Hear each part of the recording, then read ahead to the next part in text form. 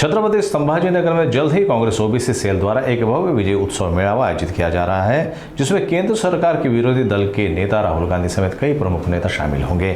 आज नांदेड़ के शासकीय विश्राम गृह में कांग्रेस ओबीसी सेल द्वारा एक पत्रकार परिषद आयोजित की गई, जिसमें महाराष्ट्र प्रदेश अध्यक्ष भानुदास माली ने पत्रकारों से संवाद साधा।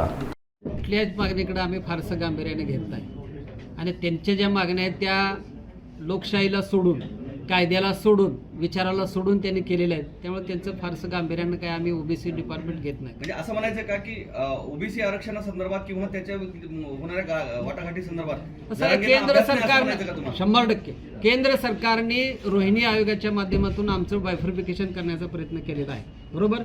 ते कुंभारांना 2%, वडारांना 1%, माळ्यांना 4%, हे रोहिणी आयोगाच्या माध्यमातून जे केलेलं आहे त्याचं काय, त्याचा अभ्यास काय पुढे येत नाही, त्याचे निर्णय का पुढे येत नाहीत। त्यामुळं त्या विषयावर आता केंद्र सरकारनेच उत्तर दिलं पाहिजे की आमचा तर त्या आयोगाला पूर्णपणे विरोध आहे। काँग्रेसने यापूर्वी विरोध केला होता। सगळ्यांना समसमान आता जात नियोजनगणना करतायत म्हणतायत, बघूया झालं तर सगळेच प्रश्न सुटून जातील, जरांगे बी बाजूला जाईल, तुम्ही बी सगळे विषय बाजूला जातील आणि एक नवीन रचना या देशामध्ये निर्माण होईल आणि सगळ्यांना आपापल्या मराठ्यांना सुद्धा आरक्षण मिळेल, मुस्लिमांना मिळेल, प्रत्येकाला मिळेल ना। जातीचं जिसकी जितनी भागीदारी उसकी उतनी मक्तेदारी। महायुती सरकारने आपल्या वचननाम्यामध्ये शेतकऱ्यांची कर्जमाफी करतो असं जाहीर केलं होतं, पण अद्याप झालं नाही। काँग्रेसची काय भूमिका आहे? असं आहे, काँग्रेसनं त्या संदर्भामध्ये पहिल्याच दिवशी मोर्चा काढलेला होता मुंबईमध्ये, राज्यपालांना भेटून सांगितलेलं होतं। नुसतं कर्जमाफी नाही, लाईट बिल सुद्धा प्रचंड वाढलेलं आहे, त्याच्या संदर्भामध्ये सुद्धा आम्ही आता आंदोलनाचा पवित्रा घेतोय। काही दिवसामध्ये आमचे प्रांताध्यक्ष निर्णय घेतील आणि त्या संदर्भामध्ये सुद्धा मोर्चे निघतील। कर्जमाफीचं आहे, महिलांचे प्रश्न आहेत, ओबीसींचे प्रश्न आहेत, शेतकऱ्यांचे प्रश्न आहेत, सगळे प्रश्न आहेत। फक्त मांडणारा पाहिजे, जनतेमध्ये जाऊन मांडणारा माणूस पाहिजे। आणि काँग्रेस मांडते, आज दुसरं विरोधी पक्षानं तर कोण मांडते? आम्हीच आहे ना रस्त्यावर, अजून आम्हाला परंपरा आहे लढायची।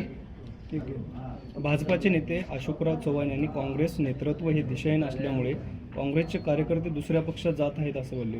नाही, हे अतिशय चुकीचं विधान आहे।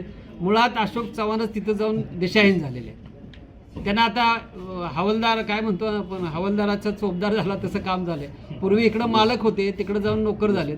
त्यामुळे त्यांच्याबद्दल फारसं प्रतिक्रिया देण्याचं काही अर्थ, काही कारण पण नाही आणि दिशाहीन झालेलं नाही, ते स्वतः दिशाहीन आहे। आणि काँग्रेस पक्षामध्ये लोक जात आहेत, ह्याला सोडतायत, ह्याला कारण त्यांना सांगू दे ना। ED, CBI, income tax, CID हे सगळे बाजूला करा ना। सगळ्यांच्या आता ज्यांच्या फायले आहेत त्या सगळ्या बंद करा। एक माणूस कुत्रे येणार नाही त्यांच्या पक्षामध्ये। ह्या दबावापोटी सगळे लोक तिकडे काँग्रेसमध्ये जात आहेत।